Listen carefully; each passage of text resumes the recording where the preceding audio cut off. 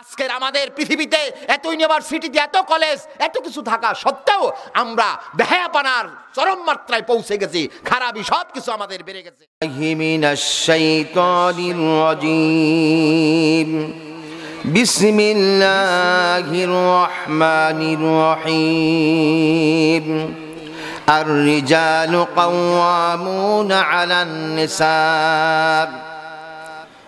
النساء بما فضل الله بعضهم على بعض وبما أنفقوا من أموالهم فالصالحات قانتات حافظات للغيب بما حفظ الله صدق الله العظيم। এর আক্ষরিক অনুবাদ হলো,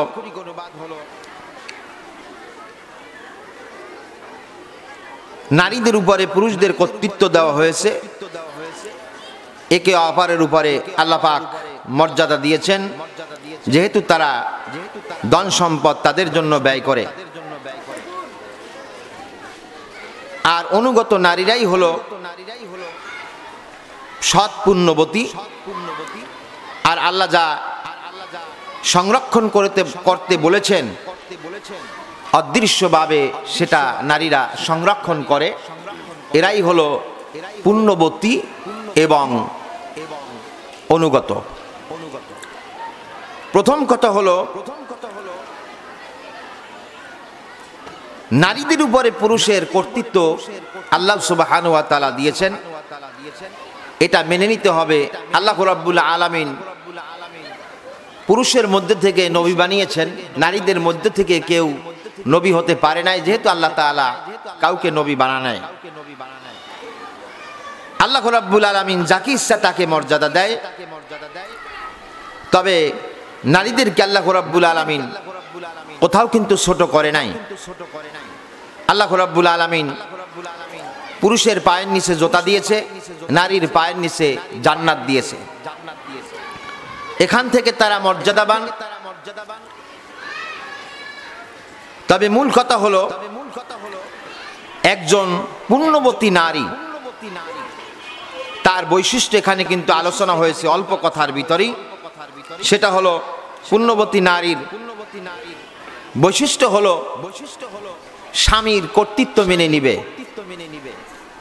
আর আনুগত্য করবে। আরেকটি বিষয় হলো, আল্লাহ রাব্বুল আলামিন আপনাদেরকে যা সংরক্ষণ করার কথা বলেছেন সেটি হলো আপনার পর্দাটা। এটা আল্লাহ রাব্বুল আলামিন আপনাকে করার কথা বলেছে, এটা সংরক্ষণ করতে হবে। এটা কোনো লোক দেখানো মানুষের ভয়ে নয়, এটা আল্লাহ রাব্বুল আলামিনের ভয়েই এই পর্দাটা সংরক্ষণ করতে হবে। এবং নারীদের লজ্জাস্থানও সংরক্ষণ করতে হবে। আল্লাহ সুবহানাহু ওয়া তাআলা এ মর্মে অনেক কথাই বলেছেন এবং রাসূল সাল্লাল্লাহু আলাইহি ওয়াসাল্লাম অনেক কথাই বলেছেন। আর একেই বলা হয় সতীসাধ্যী নারী। এখন পুণ্যবর্তী নারীর ব্যাপারে একটি সংজ্ঞা দেওয়া হয়েছে। সংজ্ঞাটি হলো, একজন ক্ষুধার্ত মানুষ যেমন খাদ্যের খোঁজে যেমন বিভিন্ন স্থানে দৌড়াদৌড়ি করে, একজন পুণ্যবতী নারীরও উচিত হলো তার ন্যাক আমল করার জন্য জানাশোনা, এবং যেখানে জানার প্রয়োজন সেখানে অবশ্যই তাকে জানতে হবে। আপনি যদি না জানেন তাহলে আমল করবেন কিভাবে? আপনাকে অবশ্যই জানতে হবে। তবে আপনাকে পুণ্যবতী নারী হতে হলে আপনাকে কোরআন তেলাওয়াত করতে হবে, নামাজের নিয়ম কানুন জানতে হবে এবং শরীয়তের বিশেষ করে ফরজ ওয়াজিব সুন্নাত নফলগুলি আপনার জীবনের জন্য যা দরকার সেগুলি অবশ্যই জানতে হবে, তাহলেই আপনি মানতে পারবেন। এখানে মৌলিক কথা হলো যে একটি সৎ পুণ্যবতী নারীর প্রথমেই আল্লাহ পাক বললেন কানিতাতুন, আনুগত্য। আমাদের সবচেয়ে সমাজে আনুগত্য হারিয়ে গেছে, পিতা মাতার কাছ থেকে সন্তানের আনুগত্য হারিয়ে গেছে, শিক্ষকের কাছ থেকে ছাত্র শিক্ষার্থীদের আনুগত্য হারিয়ে গেছে, ময় মুরব্বী থেকে যুবকদের আনুগত্য হারিয়ে গেছে।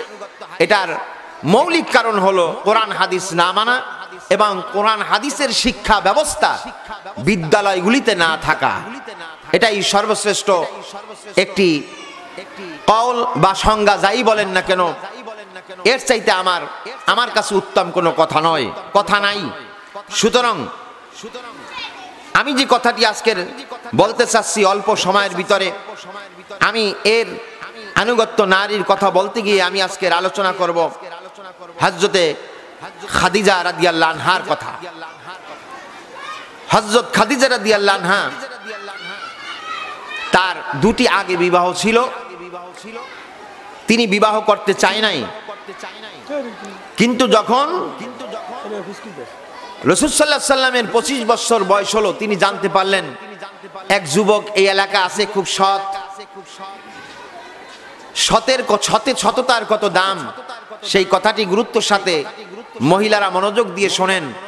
সততার কত দাম, এবং সৎ পুরুষেরও দাম আছে, সৎ মহিলারও দাম আছে, পুণ্যবতী নারীর দাম আছে, আর মুমিন পুরুষেরও দাম আছে।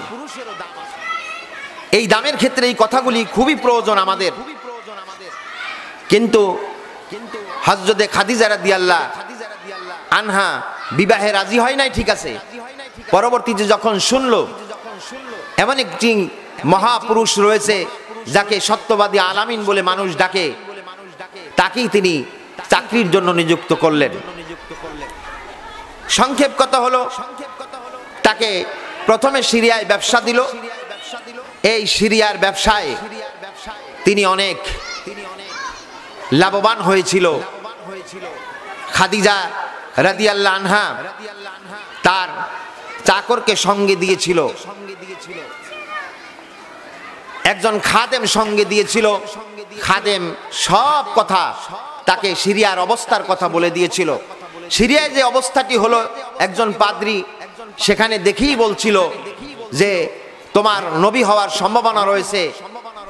কাফেরেরা বা কোন রকমের মুশরিকেরা তোমার যদি তথ্য জানতে পারে তাহলে তোমার ব্যাপারে অবশ্যই তারা পদক্ষেপ নিবে।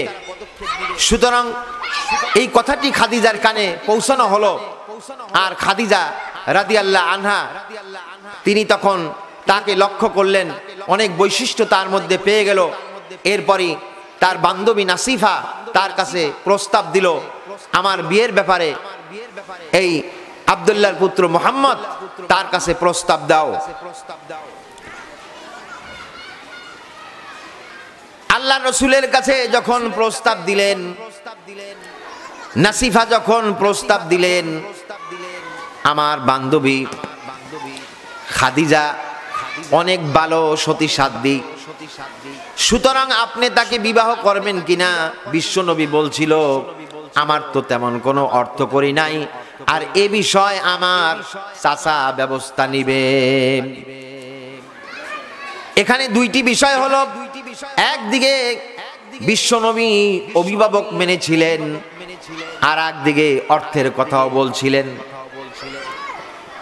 সুতরাং অভিভাবকের কথা বলে বিশ্বনবী তার আনুগত্যের পরিচয় দিয়েছিলেন। সুতরাং এই জন্য পুরুষদেরকে আনুগত্য করতে হয় অভিভাবকদের, নারীদেরকেও আনুগত্য হয় অভিভাবকদের। সুতরাং দুইটি কথা মনে রাখতে হবে। বিশ্বনবীর সাথে খাদিজা রাদিয়াল্লাহু আনহার বিবাহ হয়ে গেল। বিবাহ যখন হয়ে গেল, বিশ্বনবী যখন বিবাহ করলেন, খাদিজা রাদিয়াল্লাহু আনহা সমস্ত অর্থ তাকে দিয়ে দিলেন, সব অর্থ দিয়ে দিলেন খাদিজাকে। এরপরে আরবের ভিতরে কথা রটে গেল, এত সুন্দর এক মহিলা, এত ধনাঢ্য মহিলা, সব অর্থ আব্দুল্লাহর পুত্র মুহাম্মদকে দিয়ে দিলেন।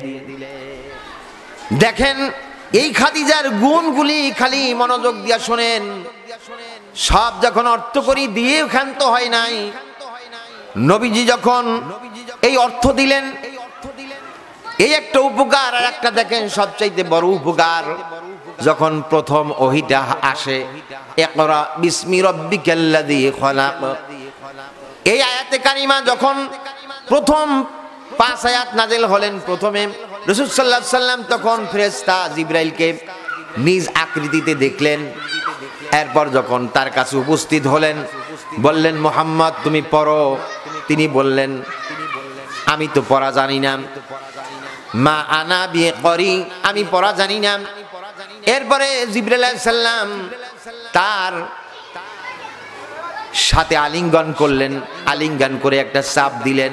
এমনি করে জিবরাইল আলাইহিস সালাম নবীকে 3 বার চাপ দিলেন। এরপর ছেড়ে দিয়া বললেন হে মুহাম্মদ তুমি পড়ো। রাসূল সাল্লাল্লাহু আলাইহি সাল্লাম তখন পড়লেন ইকরা বিসমি রাব্বিকাল্লাযী খলাক। এরপরে যখন ভীত সন্ত্রস্ত অবস্থায় বাড়ি ফিরলেন, বাড়ি ফিরে বলতেছে জাম্মিলুনি জাম্মিলুনি, আমাকে কম্বল আবৃত্তি করো, কম্বল আবৃত্তি করো।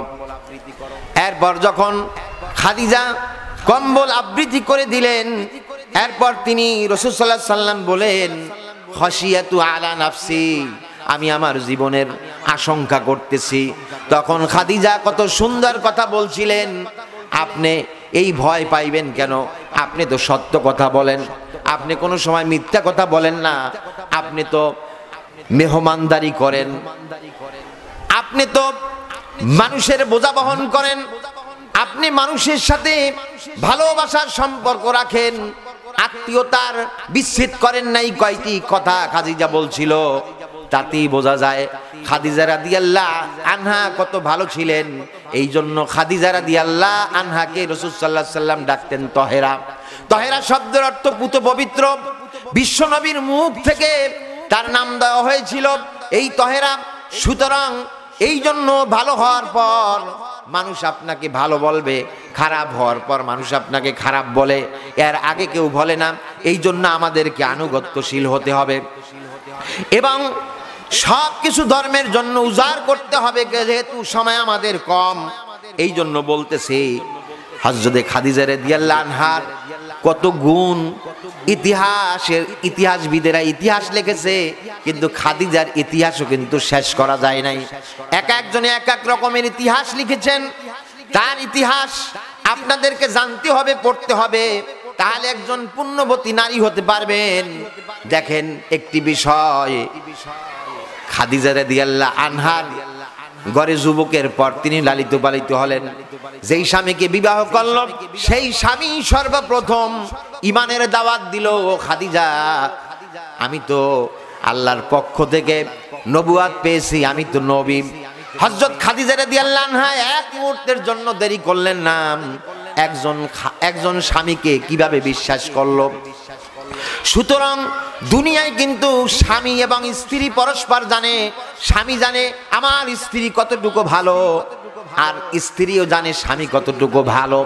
সুতরাং দেখেন আরেকটি তথ্য হলো, দুনিয়ার ভিতরে মুসা আলাইহিস সালাম আসিয়ার অধীনে লালিত পালিত হলো, আসিয়ার ঘরে লালিত পালিত হলো। এই মুসা আসিয়াকে দাওয়াত দিলেন যে আমি আল্লাহর পয়গম্বর, আমাকে নবী হিসাবে আপনি গ্রহণ করুন। আসিয়া কিন্তু এক মুহূর্ত দেরি করে নাই। আরেকটা তথ্য দেখেন, মরিয়ম আলাইহিস সালাম, এই মরিয়মের ঘরেই কিন্তু সন্তান হিসাবে লালিত পালিত হয়েছে ঈসা আলাইহিস সালাম। লালিত পালিত হওয়ার পরে ঈসা আলাইহিস সালাম লালিত পালিত হওয়ার পরে মরিয়মকে যখন দাওয়াত দিলেন, মা আমি নবুয়াত পেয়েছি, আপনি আমাকে নবী হিসাবে গ্রহণ করুন আর একাত্মবাদের কাজ করুন। এক মুহূর্ত দেরি করে নাই। সুতরাং 3টি তথ্য খুব গুরুত্বপূর্ণ। প্রথম তথ্য হলো ঈসা আলাইহিস সালাম, মুসা আলাইহিস সালাম তার আসিয়ার ঘরে লালিত পালিত হওয়ার পর সেখানে আসিয়াকে দাওয়াত দিলেন, কবুল করলো।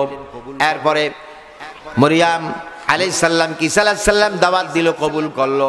হযরত মুহাম্মদ সাল্লাল্লাহু আলাইহি সাল্লাম তার স্ত্রীকে দাওয়াত দিলেন, সেটাও কবুল করলো। 3টি তথ্য হলো সবচেয়ে গুরুত্বপূর্ণ। এটা যদি সততার মাপকাঠি হলো, সুতরাং কিন্তু সততা এমন একটা গুরুত্বপূর্ণ জিনিস যেটা আজকের স্যাটেলাইট দেখার কারণে, টাচ মোবাইল দেখার কারণে এবং সমাজ ব্যবস্থা, রাষ্ট্র ব্যবস্থা বিভিন্ন রকম হওয়ার কারণে এগুলি আমাদের কাছ থেকে হারিয়ে চলছে। এই জন্য আমাদের কোরআনের দিক দাবিত হতে হবে এবং হাদিসের দিক আমাদের দাবিত হতে হবে। এতই ভালো ছিল যে যেখানে আল্লাহ রাব্বুল আলামিন খাদিজাকে সালাম দিয়েছিলেন, কি দিয়েছিলেন? খাদিজাকে আল্লাহ রাব্বুল আলামিন সালাম পর্যন্ত দিয়েছিলেন। সুবহানাল্লাহি বিহামদি। সুতরাং খাদিজা এত মহৎ ছিলেন। রাসূল সাল্লাল্লাহু আলাইহি সাল্লাম খাদিজাকে খুব ভালোবাসতেন। রাসূল সাল্লাল্লাহু আলাইহি সাল্লাম এতই ভালোবাসতেন, একবার খাদিজার কথা মনে হয়ে রাসূল সাল্লাল্লাহু আলাইহি সাল্লাম কাঁদতেছিলেন। তখন আয়েশা রাদিয়াল্লাহু আনহা বলে, আমার মনের মধ্যে ঈর্ষা জাগলো, বিশ্ব নবীকে আমি বললাম, ইয়া রাসূলুল্লাহ, একটা বৃদ্ধা মহিলার জন্য আপনি কাঁদতেছেন কেন? আপনার বয়স যখন 25 বছর ছিল, খাদিজার বয়স ছিল 40 বছর, আর আমি একটা কুমারী নারী, আমার কোনো অন্যত্র কোনো বিবাহ হয় নাই, আমি অল্প বয়সী, আপনার সাথে আমার বিবাহ হয়েছে, সুতরাং এই বৃদ্ধা মহিলার জন্য আপনি কাঁদতেছেন কেন? আল্লাহর নবী আরো বেশি বেশি কান্দা শুরু করলেন। এরপর বললেন, ও আয়েশা, তুমি তো আমার জীবনে সুখের দিনে এসেছো, দুঃখের দিনে আসো নাই। খাদিজা তো কষ্টের সময় এসেছে, আমার অর্থ ছিল না, এই খাদিজা আমাকে অর্থ দিয়ে সাহায্য করেছে। আমার ওহী এসেছে, আমি ভয় পেয়ে গিয়েছি, খাদিজা রাদিয়াল্লাহু আনহা আমাকে আগলে ধরেছে, শুধু আগলেই ধরে নাই, আমাকে উল্টো সান্ত্বনা দিয়েছে। এরপরে সেই যখন যেখানে আমি কোরআন নাজিলের আগে আমি সেই হেরা গুহার ভিতরে আত্মগোপন করেছিলাম, সেখানে খাদিজা পৌঁছে আমাকে খাদ্য পৌঁছিয়ে দিয়েছে। এই কষ্টের সময় যেখানে সব জায়গায় কাফের বেঈমানরা আমাকে মারার জন্য চেষ্টা করত, সেই মুহূর্তে খাদিজা আমাকে সহযোগিতা করত। এরপরে আয়েশা রাদিয়াল্লাহু আনহা তখন বললেন, ইয়া রাসূলুল্লাহ, জীবনে যতদিন পর্যন্ত আপনি বাঁচবেন আমি বাঁচবো, ততদিন পর্যন্ত আমি খাদিজার ব্যাপারে আর কোনো কথা বলবো না। বুঝেছি খাদিজার প্রতি আপনার কত মহব্বত, আপনার কত টান, এই জন্য আমি আপনাদেরকে বলি যে আপনারা স্বামীকে খেদমত করবেন। স্বামী যদি সন্তুষ্ট হয়, আল্লাহর নবী বলেছেন, স্ত্রী যখন ইন্তেকাল করে, এরপর যখন ইন্তেকাল করার পর স্বামী যদি জানাজা দেয় আর যদি সে সন্তুষ্ট থাকে, তাহলে এই স্ত্রী জান্নাতে চলে যাবে। সুতরাং এর মধ্যে শর্ত হলো সেই স্ত্রীকে সতী সাধ্বী হতে হবে, আনুগত্যশীল নারী হতে হবে। সুতরাং আমরা যে কথাগুলি বলি, আসলে আমাদের কথাগুলি আপনাদের মনে লাগবে না, এই জন্য যে কোরআন হাদিসের কথা খুব হৃদয় বিদারক এবং মানাটা কঠিন, এবং মানার যে পরিবেশ সেটা সমাজ ব্যবস্থা, রাষ্ট্র ব্যবস্থা, স্কুল কলেজগুলিতে এখন বেশি প্রয়োগ হয় না। সুতরাং এই প্রয়োগ হতে হবে আমাদের এই ধর্মীয় যে বিধিবিধানগুলি আমাদের মানার জন্য যা কিছু দরকার সেগুলি আমাদের করার প্রয়োজন। তাহলেই আমাদের এই সমাজে, রাষ্ট্রে, ঘরে ঘরে সব জায়গায় আমরা ভালো থাকবো। সুতরাং আগে যেমন নারীদের কোরআনের দখল ছিল, সে আজকের নারীদের সেই কোরআনের দখল আজকের আমাদের মধ্যে কম। সুতরাং নারীদের কি কোরআনের দখল ছিল আমি একটু আপনাদের শোনাই। আব্দুল্লাহ ইবনে মুবারক ছিলেন সবচেয়ে বড় একজন মুহাদ্দিস। আব্দুল্লাহ ইবনে মুবারক ছিলেন সবচেয়ে একজন বড় মুহাদ্দিস। আর এক বিদ্যা মহিলা, কোরআনের কত দখল ছিল তাদের। আমাদের আজকের কোরআনের দখল নাই। আমাদের আজকের ঘরে কোনো কোরআন তেলাওয়াত হয় না, শুধু গান বাজনা নিয়ে আমরা ব্যস্ত আছি।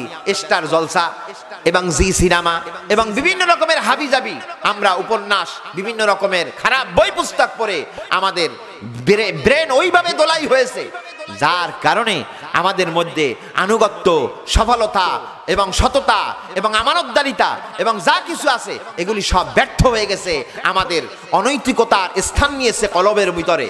একটি বাজারের ব্যাগ যখন ভরপুর থাকে আর একটি সদায় যখন ভালো সেই ব্যাগের ভিতরে নিতে চাবেন, তখন ব্যাগ খালি করতে হয়।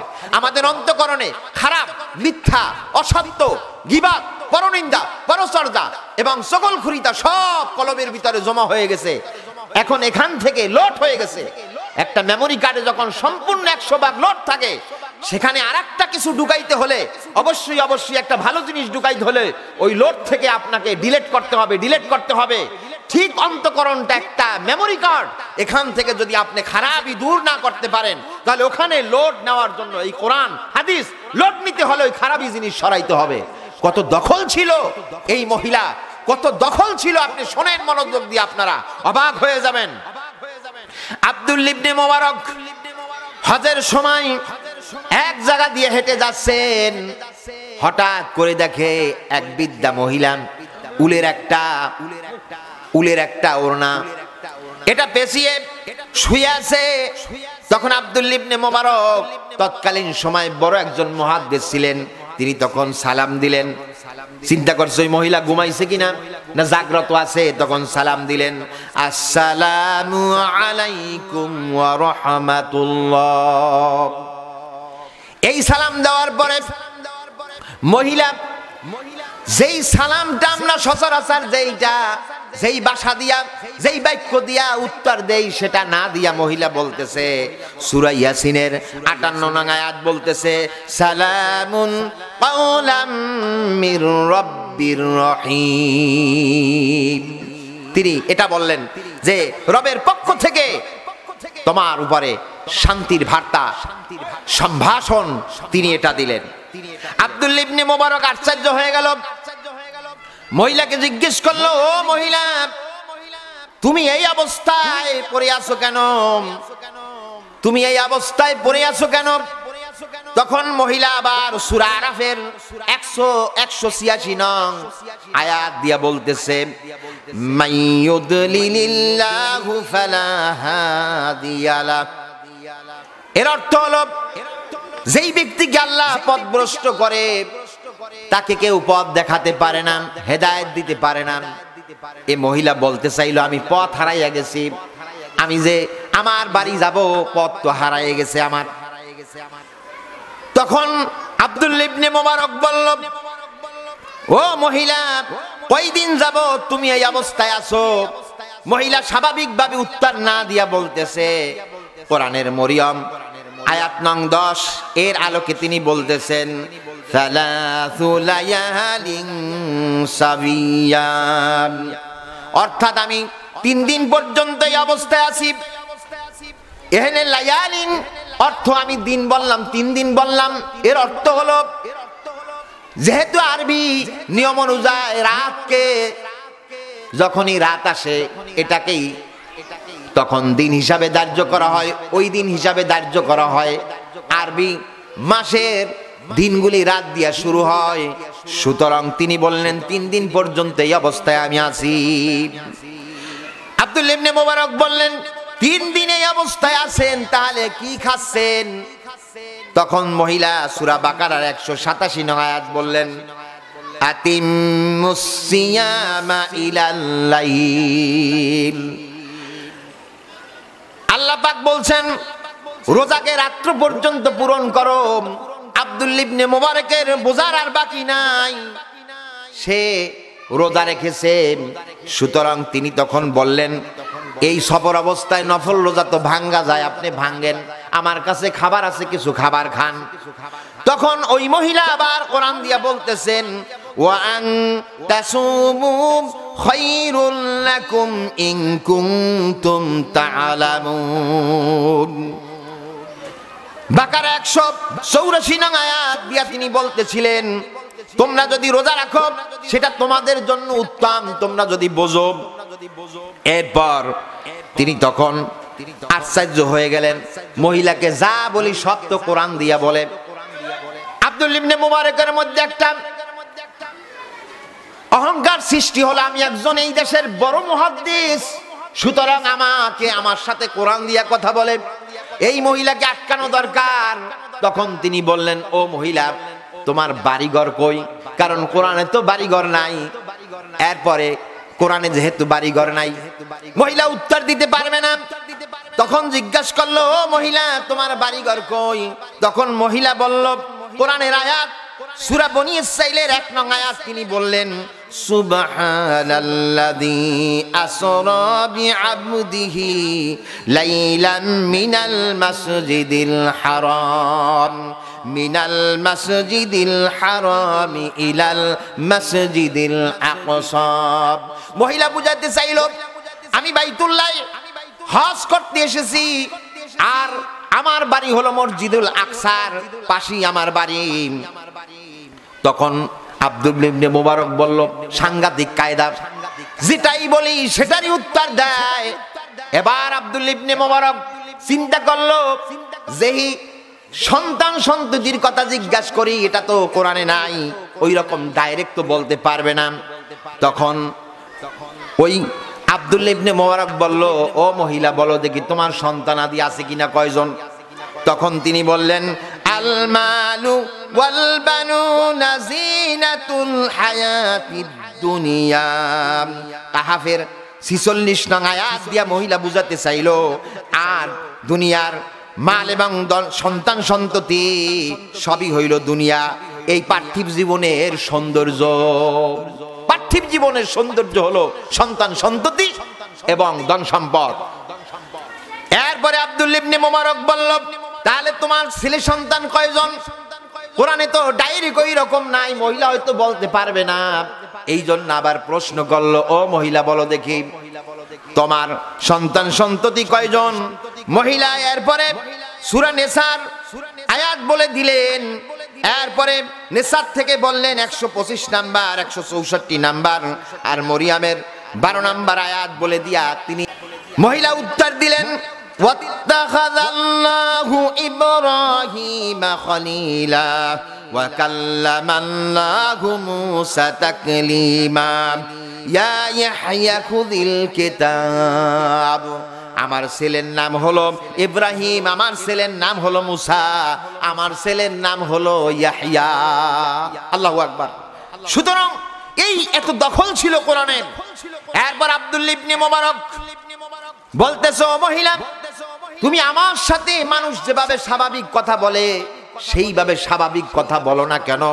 তখন মহিলা সূরা কাফের 18 নং আয়াত দিয়া বললেন মা ইয়ালফিজু মিন কাউলিন ইল্লা লাদাইহি রাকীবুন আতীদ। মানুষ যা কিছু বলে সদা ফেরেশতা প্রস্তুত থাকে, রেকর্ড হয়ে যায় সবকিছু। এই জন্য আমি এইভাবে কথা বলি কোরআন দিয়া, যেহেতু কোরআন দিয়া কথা বললে আল্লাহ খালি সওয়াবই দেবে, সওয়াবই দেবে, এই নেকের আশায় আর আমি ভালো থাকার আশায় এইভাবে আমি কথা বলি। সুবহানাল্লাহি বিহামদি। দেখেন আব্দুল্লাহ ইবনে মুবারকের মধ্যে অনুশোচনা আসলো, একটা মহিলা হয়ে এত সুন্দর আমল করে, আমি বড় মুহাদ্দিস হইলাম, আমার ভিতরে অহংকার, আহারে আমি বড় মুহাদ্দিস এই জন্য অহংকার হয়ে গেল, কিন্তু তার মধ্যে তো কোনো অহংকার নাই, আহারে। এরপরে আব্দুল্লাহ ইবনে মুবারক ক্ষমা চাইল, ও মহিলা আমারে ক্ষমা করে দাও, আমি তোমাকে ইতিপূর্বে যে কয়টি প্রশ্ন আমি করেছি এটা মনের খায়ের সাথে করেছি, আমি আমাকে বরত্ব ভাবার কারণে আমি তোমাকে এই ধরনের প্রশ্ন করেছি, আমাকে মাফ করে দিবা। তখন তিনি সূরা ইউসুফ আলাইহিস সালাম সূরাতুল ইউসুফের 92 আয়াতের আলোকে কথা বললেন। এই আয়াতটা তিনি বললেন কারণ ইউসুফ আলাইহিস সালাম তার ভাইদেরকে ক্ষমা করে দিয়েছিলেন। ওই আয়াতটাই তিনি বলছিলেন লা তাসরিবা আলাইকুমুল ইয়াওমা ইয়াগফিরুল্লাহু লাকুম ওয়া হুয়া আরহামুর রাহিমিন। তিনি তখন বললেন আজ তোমার ব্যাপারে কোনো আমার অভিযোগ নাই, তোমাকে আল্লাহ ক্ষমা করে দিবেন, আর তিনি হলেন দয়ালু, পরম দয়ালু। জোরে কন সবাই, মনে মনে কন সুবহানাল্লাহ। সুতরাং তিনি যখন এই কথা বললেন তখন আব্দুল্লাহ ইবনে মুবারক অনুশোচনা হলো। এরপর মহিলাকে বলল, ও মহিলা তোমার গন্তব্যস্থানে আমি তোমাকে পৌঁছে দেব, আমার উটনির উপরে ওঠো। তখন ওই মহিলা সূরা বাকারার 197 আয়াত দিয়া বললেন ওয়া মা তাফআলু মিন খাইরি ইয়ালামুহুল্লাহ যদি কেউ ভালো কাজ করে আল্লাহ রাব্বুল আলামিন সেটা জানে। সুতরাং তুমি যদি ভালো কাজ করো আল্লাহ অবশ্যই সেটা জানবেন এবং তোমাকে সাজা দিবে। তখন এরপর যখন উটনিতে উঠতে যাবে, মহিলা চিন্তা করলো যেহেতু মুহাদ্দিস মানুষ, আবার আমাকে দেখার জন্য তাকায় কিনা, আমার সতর কোনো না কোনো ভাবে কোনো স্থান থেকে পড়ে যেতে পারে। এই জন্য সাথে সাথে তিনি উটনির উপরে ওঠার আগে এই আয়াত বাণী দিয়া আব্দুল্লাহ ইবনে মুবারককে সতর্ক করে দিলেন। সূরা নূরের 30 নং আয়াত দিয়া মহিলা বলল, কুল লিল মুমিনিনা ইয়াগুদ্দু মিন আবসারিহিম। তিনি বললেন মুমিনদের, হে রাসূল তুমি বলে দাও মুমিনরা যখন তাদের চক্ষুকে নিম্নগামী করে রাখে। এটা পুরুষের জন্য, মহিলার জন্য চক্ষুকে নিম্নগামী করে রাখতে হবে আমাদের, যেখানেই যাই না কেন। যেহেতু এটা হলো দারুল হারব এর একটি রাষ্ট্র, সুতরাং এখানে বিভিন্ন বাজার ঘাটে বেপর্দায় চলাফেরা হয় এবং এতে উৎসাহ হয় আমাদের মধ্যে যে ওই নারী বেপর্দায় চলে, আমার একটু চলা দরকার, ওই নারী একটু ফ্যাশন ভাবে চলে, আমার একটু চলা দরকার। শয়তান ওয়াসওয়াসা দেয় আমাদেরকে। সুতরাং এই জন্য পুরুষ মহিলাদের উচিত হলো নারীকে দেখার সঙ্গে সঙ্গে পুরুষ যেমন চক্ষুকে নিম্ন গতিতে রাখবে, আবার নারীও পুরুষদেরকে দেখার সাথে সাথে চক্ষুকে নিম্নগামী করে রাখবে। সুতরাং যখন এইটা নিয়ে দ্রুত হাঁটতেছে উটনি নিয়ে যখন দ্রুত হাঁটতেছে, তখন মহিলা আবার একটা আয়াত শুনাইয়া দিল আব্দুল্লাহ ইবনে মুবারককে। সূরা লোকমানের 19 নং আয়াত। তখন মহিলা বলল, ওয়াকসিদ ফি মাশিইকা ওয়াগদুদ মিন সাউতিকা। এর অর্থ হলো মধ্যম পন্থাই ভালো, এত তাড়াহুড়া কইরো না, মধ্যম পন্থায় চলো। আব্দুল্লাহ ইবনে মুবারক, আমি তো বিদ্যা মানুষ, সুতরাং মধ্যম পন্থা অবলম্বন করো। এরপর আব্দুল্লাহ ইবনে মুবারক বলল, আমি তখন গুনগুন করে হুদ্দি গাইছিলাম কতক্ষণ, আবার কবিতাও গাইছিলাম কতক্ষণ। এরপর এইটা গাওয়ার পরে তিনি এই উটনির উপর থেকে সূরা মুজাম্মিলের 20 নং আয়াত তেলাওয়াত করলেন। ওই মহিলা আমাকে সতর্ক করে দিলেন। ওই মহিলা বললেন, ফাকরাউ মা তায়াসসারা মিনাল কুরআন। কোরআনের যেখান থেকে সহজ সেখান থেকে তেলাওয়াত করো। এই হুদ্দি আর কবিতা গাইয়া কোনো লাভ নাই, এতে কোনো সওয়াব নাই। সুতরাং এরপরে যখন গন্তব্যস্থানে পৌঁছে গেল, সুতরাং আমাদের উচিত হবে কোরআনে কারীম ভালোভাবে তেলাওয়াত করা জানা। এই জন্য দেখেন যখন গন্তব্যস্থানে পৌঁছে গেল, তখন তিনি বলতেছেন, ওই মহিলা ঘরে ঢুকে বলতেছে, ফাবআসু আহাদাকুম বিওয়ারিকিকুম হাদিহি ইলাল মাদিনা। তিনি তখন সন্তানদেরকে লক্ষ্য করে বললেন, ও সন্তানেরা, তোমরা বাজারে গিয়া এই যে মেহমান আসছে এর জন্য খাবার নিয়ে আসো। এই কথা বলে, এই আয়াত বলে এটা ইঙ্গিত করলেন। এরপর খাবার দাবার যখন সামনে দেওয়া হলো, এরপর আব্দুল্লাহ ইবনে মুবারক বলতেছে, হে ছেলেরা, আমি এই খাবার তোমাদের খাবো না যতক্ষণ পর্যন্ত না বলবে এই মহিলা কত বছর পর্যন্ত এই কোরআন দিয়া এইভাবে মানুষের সাথে কথা বলে। সন্তানগুলি বলতেছে, হুজুর, আমার মা এই রকম 40 বছর ধইরা কোরআন দিয়া মানুষের সাথে কথা বলে। আল্লাহু আকবার, আল্লাহু আকবার। সব মহিলারা মনে মনে বলেন আল্লাহু আকবার। এমনি ভাবে 40 বছর পর্যন্ত কোরআন দিয়া মহিলারা কথা বলছে। আজকের মহিলারা, আপনারা তাশাহুদ জানেন না, আপনারা সূরা কেরাত জানেন না, আপনারা ছেলে মেয়েদেরকে, বাল বাচ্চাদেরকে আগে নুরানি বা কোন রকম মহিলা মাদ্রাসায় না পড়াইয়া আপনারা প্রথমে স্কুলে দেন, আবার বলেন কি যে স্কুল থেকে পড়ে এসে আবার মাদ্রাসায় পড়বে। আরে কপাল পোড়া জাতি আমরা। একটা ছেলে মেয়ে ছোট্ট থাকতে যেভাবে কোরআন পড়তে পারবে সেভাবে বড় হইলে পারবে না, এবং 5 বছর যখন একটা স্কুলে পড়বে তখন ওই ছেলে সন্তানগুলি মাদ্রাসামুখী হবে না, কারণ সে তখন তার হৃদয়ে বদ্ধমূল হয়ে যাবে স্কুলটা। এই জন্য আপনাদেরকে লক্ষ্য করে বলছি, শয়তানের ওয়াসওয়াসা থেকে আল্লাহ যেন আপনাদেরকে হেফাজত করে। এরপর যখন এই কথা বলল, সামনে খাবার দাবার দেওয়ার পর এই কথা যখন বলল, আর কথা যখন সন্তানের মধ্যে আব্দুল্লাহ ইবনে মুবারকের মধ্যে চলতেছিল, তখন পর্দার আড়াল থেকে মহিলা তখন বলছিল, এই সূরাতুল মুরসালাতের 43 নং আয়াত দিয়া মহিলা ইঙ্গিত করলো, ও আব্দুল্লাহ ইবনে মুবারক, তোমার সামনে যে খাবার দিছে এইটা তুমি খাও। এই ইঙ্গিত করে এই আয়াতের দ্বারা তিনি তখন আয়াত পাঠ করলেন। এই মহিলা, কুলু ওয়াশরাবু হানিয়াম বিমা কুনতুম তা'মালুন। ও মহিলা তখন বলল, খাও, পান করো, তৃপ্তি সহকারে খাও, পান করো। আর আল্লাহ রাব্বুল আলামিন তোমার আমল সম্পর্কে জ্ঞাত আছে, তোমার কাজ সম্পর্কে জ্ঞাত আছে, সুতরাং খাও। তখন আব্দুল্লাহ ইবনে মুবারক সূরা জুমার 40 নং আয়াত তিনি তিলাওয়াত করলেন। এটা হলো আব্দুল্লাহ ইবনে মুবারক এই আয়াতটা তিলাওয়াত করছিল এই মহিলার সাথে শেষ সময়। তিনি তখন বলছিল, যালিকা ফাদলুল্লাহি ইউতিহি মান ইয়াশা ওয়াল্লাহু যুল ফাদলিল আযীম। ইহাই আল্লাহ রাব্বুল আলামিন যাকে ইচ্ছা তাকে অনুগ্রহ করে। সুতরাং আল্লাহ রাব্বুল আলামিন সর্বশ্রেষ্ঠ অনুগ্রহওয়ালা।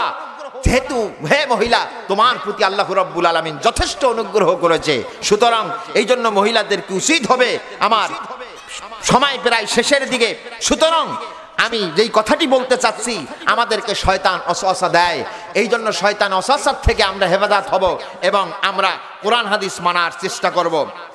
বিশেষ করে হাদিসে এবং কোরআনের তাফসিরে গাটাগাটি করলে দেখা যায়, মহিলারা আপনারা রাগ করবেন না, আমাদের মহিলাদের মধ্যে আমাদের বিশেষ একটি বৈশিষ্ট্য হলো আমরা গীবত করি বেশি। এক বাসায় যাই আর এক বাসায় গীবত করে পরের সাথে লাগাইয়া দেই, এক ফ্যামিলির সাথে আর এক ফ্যামিলি লাগাইয়া দেই, এটা ঠিক নয়।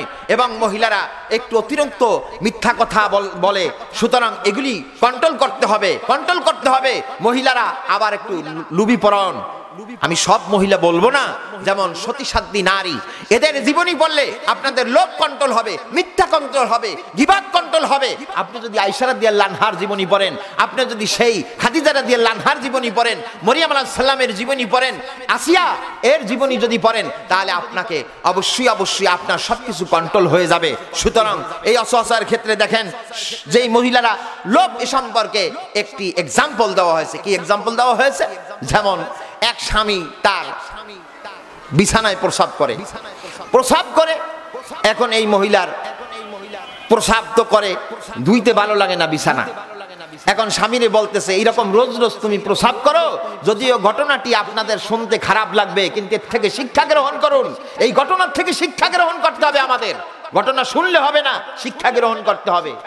এরপরে স্বামীকে জিজ্ঞাসা করলো, তুমি বারবার এইরকম প্রস্রাব করো বিছানার মধ্যে, ধুইতে আমার ভালো লাগে না, আর বড় মানুষ তুমি, এইটা দুর্গন্ধ আসে, বাচ্চাদের প্রস্রাব, তোমার প্রস্রাব তো একটা।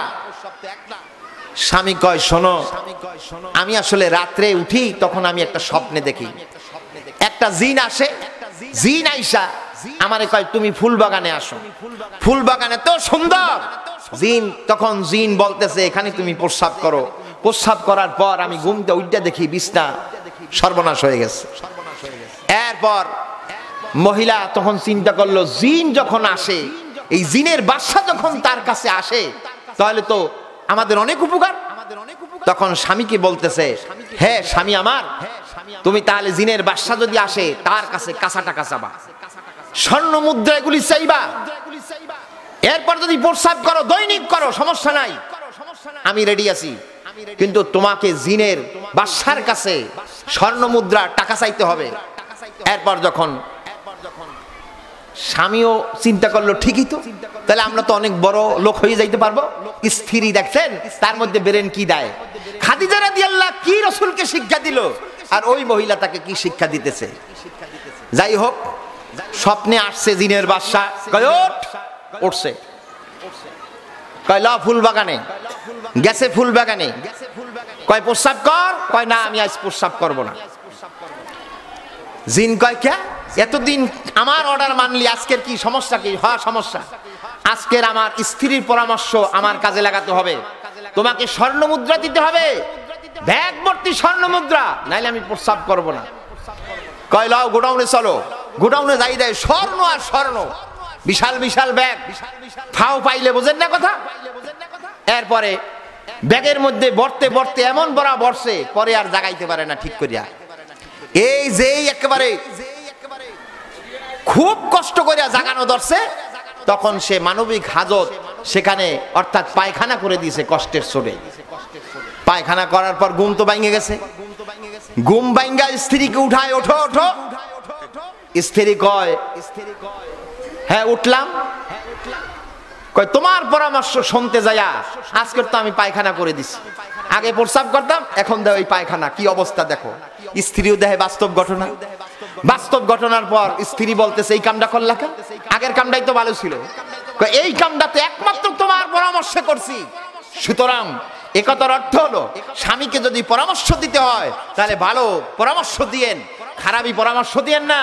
অনেক পুলিশ অফিসারের স্ত্রী আছে, ডিফেন্সের অসংখ্য, এবং অধিকাংশ আমাদের, আমি সবাইকে বলবো না, মন্ত্রী, এমপি এবং বিভিন্ন রকমের চেয়ারম্যান এবং বিভিন্ন রকমের মেম্বার, বিভিন্ন রকমের এই যে পদস্থ উপসচিব, উপসচিব, এরকম ডিসি, ডিসি, এদের মধ্যে অধিকাংশ স্ত্রীগুলি তাদের খারাপ পরামর্শ দেয়, বলে এই কাজটা করো, ওই কাজটা করো, এই কাজটা করো, ওখানে ওই ওই একটা ফ্ল্যাট করছে তুমি কিছুই করতে পারো না, ওই অফিসারে এইরকম পাঁচতলা বাড়ি করছে তুমি কিছুই করতে পারো না। এই যে একটি খারাপ পরামর্শ, স্বামীকে এটা দিবেন না।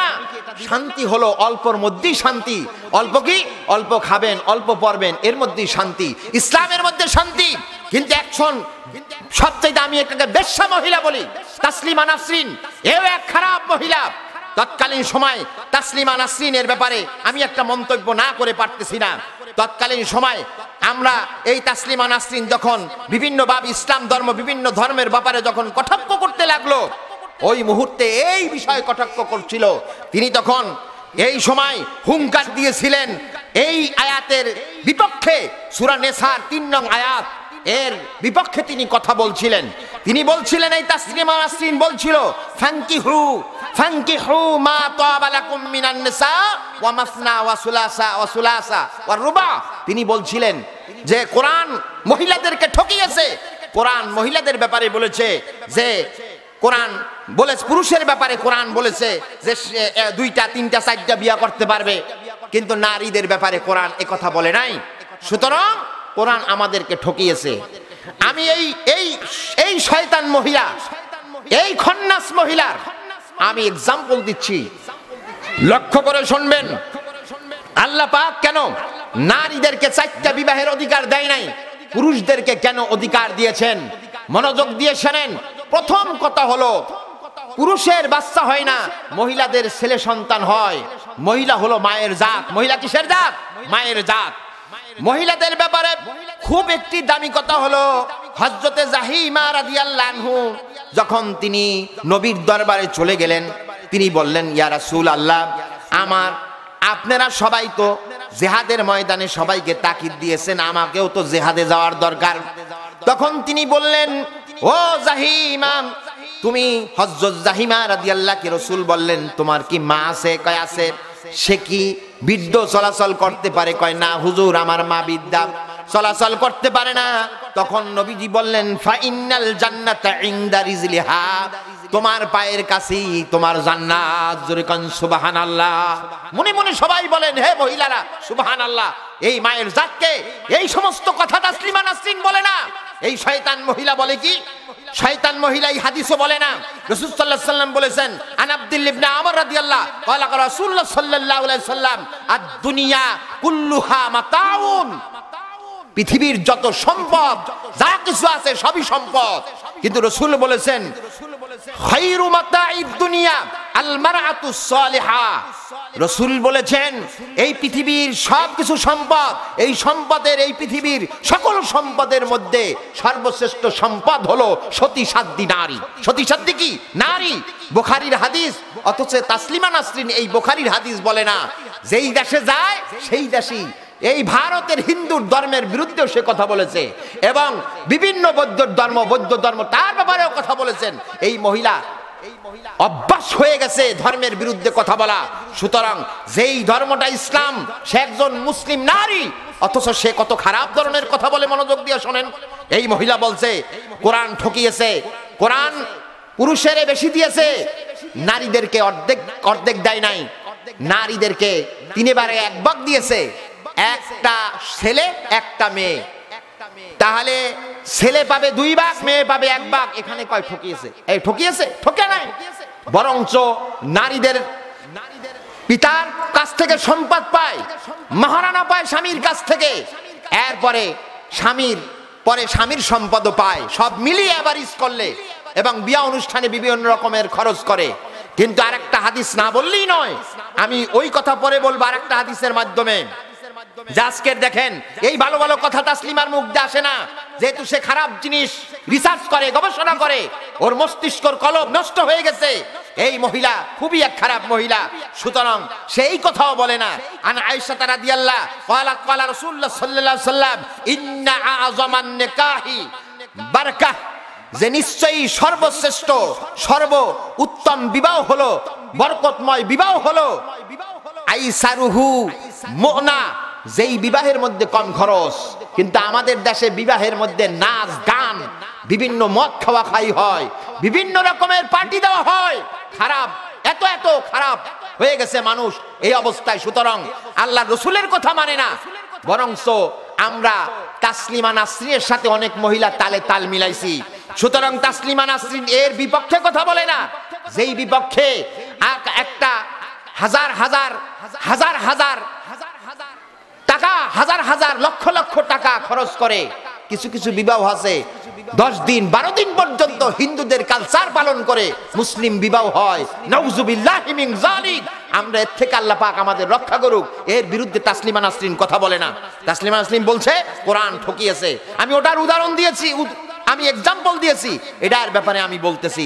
সে বলেছে পুরুষের ব্যাপারে 4টি বিবাহের কথা কইলো, আমাদের ব্যাপারে কইলো না। পুরুষ যখন গাড়ি থেকে নেমে সে ইচ্ছা করলে প্রস্রাব করতে পারে, আমরা পারি না। কত বড় বেহায়া মহিলা। সুতরাং এর জবাবগুলি শোনেন।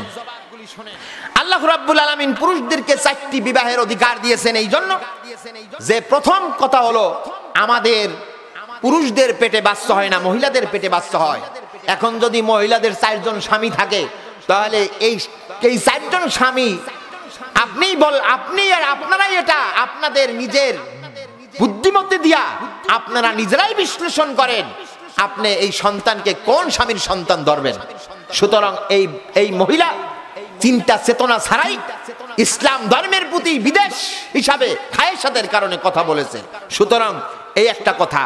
দ্বিতীয় কথা হলো যে মহিলাদের একটি মাসিক মিন্সের ব্যবস্থা আছে, যেটা পুরুষের নাই।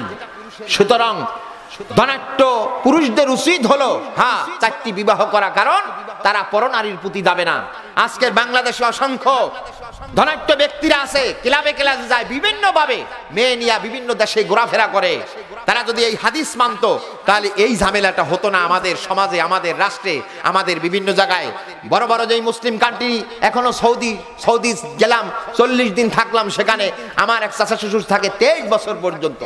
সুতরাং সেইখানের আশেপাশে মানুষের কাছে জিজ্ঞাসা করলে পাওয়া যায়, যেখানে যেখানে ধনাঢ্য ব্যক্তি রয়েছে আরবে, বড় স্ত্রীরাই এবং পরের স্ত্রীরা তারা বিবাহ করায় স্বামীকে, যাতে স্বামী পরনারীর প্রতি না যায়। কিন্তু আমাদের দেশে উল্টাটা, একটা বিয়া করলে কয়েক বাদ খামো না।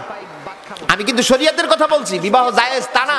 বিবাহ জায়েজের জন্য আসলে অনেক কিছুই তথ্য মানতে হবে। তার আলাদা 4টা বাড়ি দিতে হবে, আলাদা তাকে জায়গা সম্পদ দিতে হবে, সব সম্পদের অধিকারী হতে হবে। কিন্তু আমাদের দেশে দেখা যায় বড় লোকরা একটা বউ রাখে আর অন্যদের সাথে ঘোরাফেরা করে।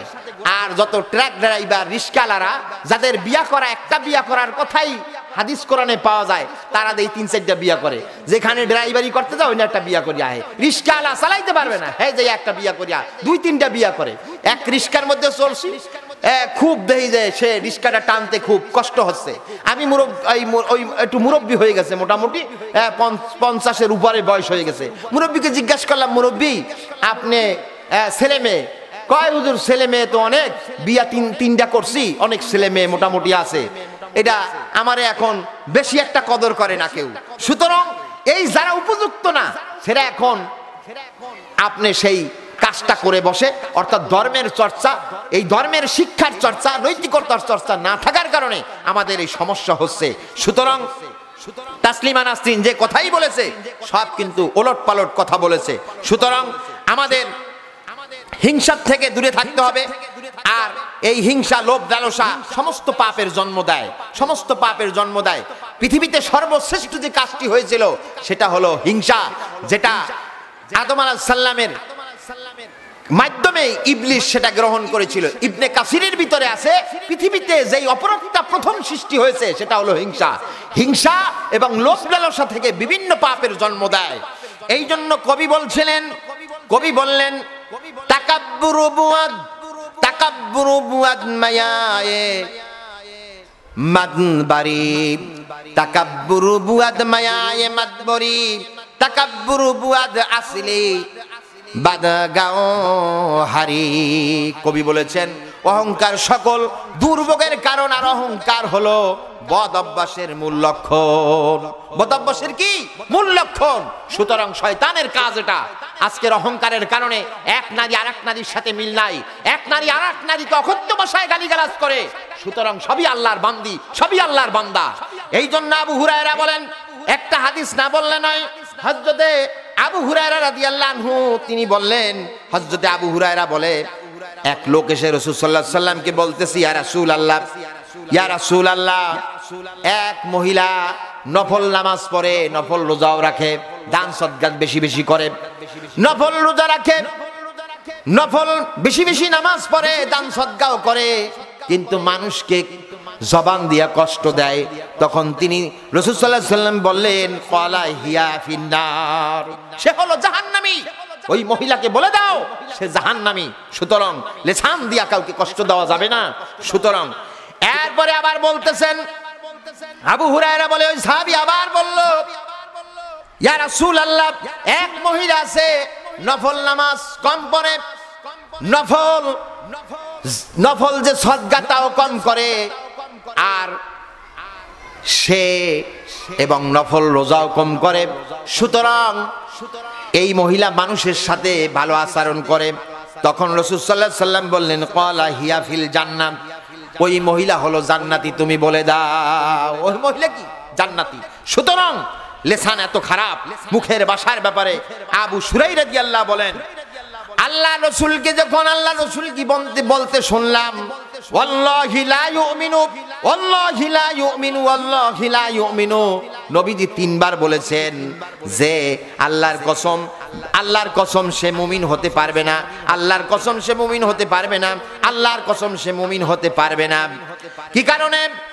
ওয়ালাল্লাযী লা ইয়ামানু জারুহু বামাইকা, রাসূল সাল্লাল্লাহু আলাইহি সাল্লাম বললেন, যার জবান দিয়া প্রতিবেশী নিরাপদ নয়, সে কখনো মুমিন হইতে পারবে না।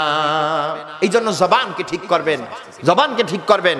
এই জন্য জবানের ব্যাপারে আমাদের অবশ্যই সে ব্যাপারে আমাদের তাকিদ থাকতে হবে। এই জন্য দেখেন কবি বলেছেন, দিলাহার কে মাহকুম শয়তাবুয়াদ, দিলাহার কে মাহকুম শয়তাবুয়াদ, সব রোজে দর বন্দে এসিয়াবুয়াদ। হে মন, যে লোক শয়তানের আনুগত হয়ে যায় সে দিবানিশি গুনার মধ্যে আবদ্ধ থাকে। যে দিলটা শয়তানি, আপনার চিন্তা চেতনা মজ্জাগত সবকিছু যদি শয়তানি হয়ে যায়, তাহলে আপনার দিবানিশা আপনাকে গুনার মধ্যে থাকতে হবে। ভালো কথা আপনাকে ভালো কথা আপনার শয়তানের ওয়াসওয়াসার মাধ্যমে আমি ভালো কথা বলতে পারবেন না। আমি শেষ সময় একটি কবিতা বলে আজকের এখান থেকেই বিদায় নেব। সেটি হলো আয়েশা রাদিয়াল্লাহু আনহা অনেক জ্ঞান চর্চায় খুবই একটি ভালো মহিলা ছিলেন। হাসান বিন সাবেদের মতো কবি এবং কাব বিন মালিকের মতো কবি এবং আব্দুল ইবনে রাওহার মতো কবি, তারাও তার কাছে কবিতা ভুল আছে কিনা, তাদের কবিতার ভিতরে ভুল আছে কিনা শুদ্ধ করার জন্য তার কাছে যাইতো। এত অল্প বয়সে আয়েশা রাদিয়াল্লাহু জ্ঞান চর্চার অধিকারী ছিল।